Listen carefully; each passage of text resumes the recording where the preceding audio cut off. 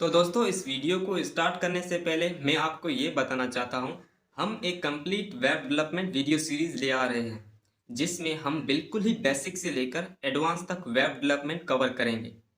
इस complete video series को देखने के बाद मैं आपको गारंटी दे सकता हूँ आप एक अच्छे वेब डेवलपर बन सकते हो। एक और बात, यूट्यूब पर इतने सारे वीडियोस हैं वेब डेवलपमेंट के ऊपर, फिर भी मैं ये वीडियो सीरीज क्यों स्टार्ट कर रहा हूँ। मैंने यूट्यूब पर सारे वीडियोस देखे जो कि वेब डेवलपमेंट पर थे, या तो वो इंग्लिश में है या फिर वो 1-2 घंटे के हैं। मुझे नहीं लगता कि एक बिगनर उन वीडियोस को देखकर एक अच्छा डेवलपर बन सकता है। तो मैं इस सीरीज पर डेली 1-2 वीडियोस अपलोड करता रहूँगा। उसके लिए आपको चैनल को सब्सक्राइब करना पड़ेगा और बेल आइकन को लाजमी दबाएं ताकि आने वाली हर वीडियो का नोटिफिकेशन आपको जल्दी मिल सके।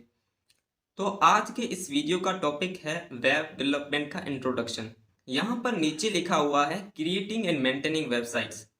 इसका क्या मतलब है?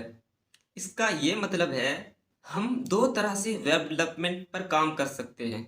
एक वेबसाइट बना सकते हैं या फिर बनी हुई वेबसाइट को मेंटेन भी कर सकते हैं। इन दोनों लिहाज से हमें वेबसाइट बनाना तो सीखना पड़ेगा, तभी हम किसी वेबसाइट को बना और मेंटेन कर सकते हैं। वेब डेवलपमेंट का मतलब है क्रिएटिंग एंड मेंटेनिंग वेबसाइट्स। तो अब हम बढ़ते हैं अपने नेक्स्ट टॉपिक के ऊपर। बेसिकली वेब डेवलपमेंट को दो पार्ट्स में डिवाइड कर दिया गया है, एक है फ्रंट एंड और दूसरा बैक एंड। सबसे पहले जानते हैं कि फ्रंट एंड क्या है। जो भी चीज़ें हमें किसी भी वेबसाइट या फिर किसी भी एप्लीकेशन में दिखाई देती है वो एक फ्रंट एंड का हिस्सा होती है। जैसा कि आप यहाँ पर नीचे देख सकते हैं फेसबुक होम पेज में, ये लोगो है फेसबुक का और आइकन्स और कुछ इमेजेस और टेक्स्ट। ये सब हम फ्रंट एंड के कोड की मदद से ही कर सकते हैं, या फिर हम कह सकते हैं कि ये सब चीज़ें जो हमें दिखाई देती हैं वो सब फ्रंट एंड का हिस्सा होती हैं। तो अब हम बढ़ते हैं बैक एंड के ऊपर। यहाँ पर देख सकते हो आप, एक डिसलाइक बार है और एक लाइक बार है। डिसलाइक बार में हमें 372 लाइक दिखाई दे रहे हैं और लाइक्ड बार में 373 लाइक दिखाई दे रहे हैं और लाइक आइकन कलर चेंज हो रहा है। ये सब हम बैकएंड के कोड की मदद से कर सकते हैं। हो सकता है कि आपको थोड़ा समझ ना आया हो, तो बेफिक्र हो जाएं, आगे आने वाले वीडियोस में हम फिर से डिस्कस करेंगे। अब हम बढ़ते हैं कोर्स डिटेल्स पर। मैं आपको बताना चाहता हूं कि हमारी पहली video series complete front end पर मुश्तमिल होगी। फ्रंट एंड में हम स्टेप बाय स्टेप सब चीज़ें सीखेंगे, जैसे कि कोर्स डिटेल्स में देख सकते हैं आप। सबसे पहले HTML, CSS, जावास्क्रिप्ट और एंड में कुछ छोटी मोटी प्रोजेक्ट्स। अब हम नेक्स्ट टॉपिक के बारे में जानते हैं। यहाँ पर HTML, CSS और जावास्क्रिप्ट को डिफाइन किया गया है। HTML एक वेबसाइट का स्केलेटन होता है, जैसे कि मैंने ह्यूमन बॉडी बेस एग्जांपल दिए हैं। जैसे हमारी बॉडी के स्केलेटन होता है, उसके बगैर बॉडी किसी काम की नहीं, ऐसे ही वेबसाइट HTML के बगैर किसी काम की नहीं। CSS किसी वेबसाइट में ऐसी ही वैल्यू रखती है जैसे हमारी बॉडी में मसल्स। CSS ये डिसाइड करती है कि कोई भी चीज़ वेबसाइट में कहाँ और कैसे लगेगी और उसका कलर क्या होगा, एक्सेट्रा। जावास्क्रिप्ट इतनी ही इम्पोर्टेंट है जितना हमारा ब्रेन हमारी बॉडी के लिए। फॉर एग्जाम्पल, हमारे पास स्केलेटन है और मसल्स भी है पर ब्रेन नहीं है, तो हमारी बॉडी कोई काम नहीं कर सकती, कोई फंक्शन नहीं कर सकती। ऐसे ही लॉजिक वेबसाइट पर लागू होता है। A website without JavaScript is functionless. एक और एग्जाम्पल में मैं आपको समझाने की कोशिश करता हूँ। यहाँ पर दो पेजेस हैं, एक ओनली HTML और एक HTML प्लस CSS। यहाँ से आप अंदाज़ा लगा सकते हो कि CSS की इम्पोर्टेंस क्या है। यहाँ पर आप देख सकते हो कि इस वेब पेज का HTML कोड ये है, तो यहाँ से आपको पता चल रहा होगा कि किसी भी वेबसाइट का HTML कोड कैसा होता है और उस पर अप्लाई हो रखी CSS की इम्पोर्टेंस क्या है। अगर HTML है तो कुछ ना कुछ तो वेबसाइट में होगा, पर सिर्फ और सिर्फ CSS है तो किसी भी काम का नहीं।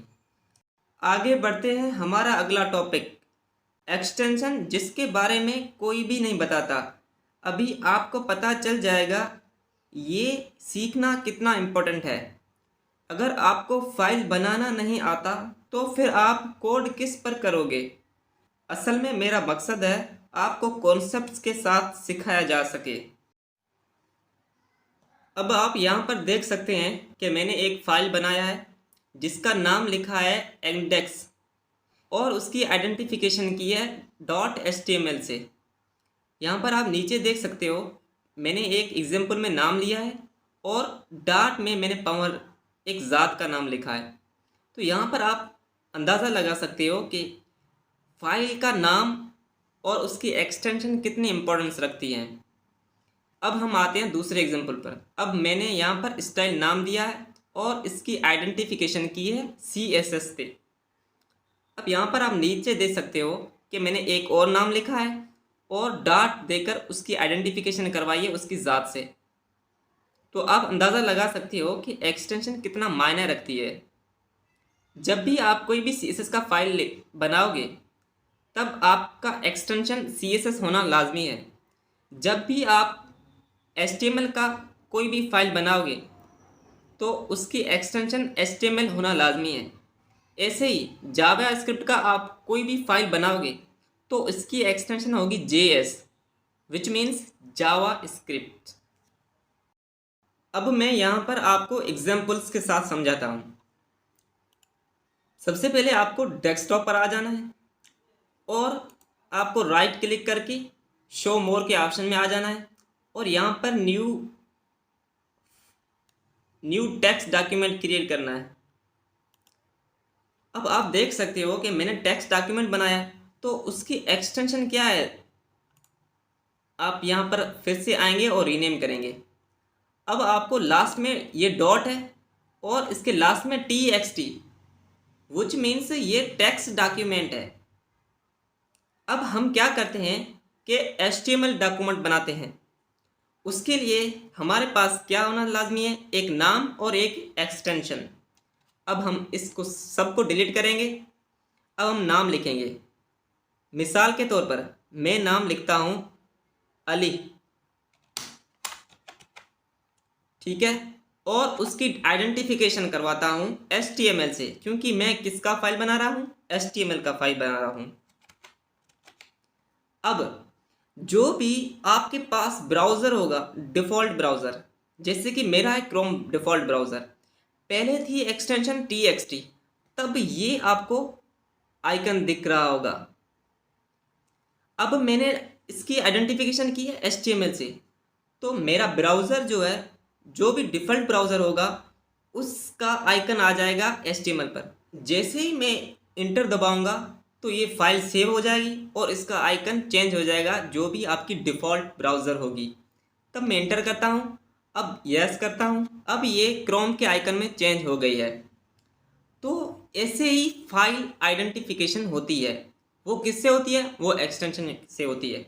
अब मैं दूसरा एग्जाम्पल लेता हूँ, एक दूसरा फाइल बनाता हूँ। शो मोर में गए, न्यू में गए और एक टेक्स्ट डॉक्यूमेंट।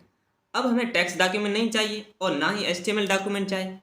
अब हमें चाहिए MP3, क्योंकि मैं वाज़ह तौर पर आपको समझाना चाहता हूँ। मैं लिखता हूँ कि ऑडियो लिखा और इसकी पहचान कराता हूँ MP3 से। भले ही इस फाइल में कुछ भी ना हो, हम उसकी पहचान करवा देंगे तो वो डिफ़ॉल्ट ब्राउज़र का आइकन पकड़ लेगा। देखो मैं यहाँ पर डॉट लगाता हूँ और उसके बाद MP3 लिखता हूँ और इंटर दबाता हूँ। अब देखो ये चेंज किस में हो गया है, ये मेरा जो भी डिफ़ॉल्ट MP3 प्लेयर होगा उसमें चेंज हो गया है। जैसा कि अभी मैं तीसरा फाइल बनाता हूँ और इसका नाम रखता हूँ वीडियो और इसकी पहचान किससे करवाता हूँ, MP4 से कराता हूँ। डॉट लगाऊंगा और उसके बाद MP4 कराऊंगा। अब जो भी मेरा डिफ़ॉल्ट वीडियो प्लेयर होगा उसका आइकन पकड़ लेगा ये। अब इंटर किया, 2 बार इंटर किया, अब आइकन पकड़ लिया। तो आप अब समझ सकते हो कि एक्सटेंशन कितनी इम्पोर्टेंट है। एक्सटेंशन नहीं लगाओगे तो कोई भी फाइल की आइडेंटिफिकेशन नहीं होगी। कोई भी ऐसा फाइल नहीं है अभी तक आपके कंप्यूटर में जिसकी एक्सटेंशन ना हो। तो मैं उम्मीद करता हूँ कि ये चंद बेसिक्स कॉन्सेप्ट आपको समझ आए होंगे। और एक बात, सब्सक्राइब करना ना भूलना, क्योंकि मैं नेक्स्ट एपिसोड जल्दी ही अपलोड करने वाला हूँ।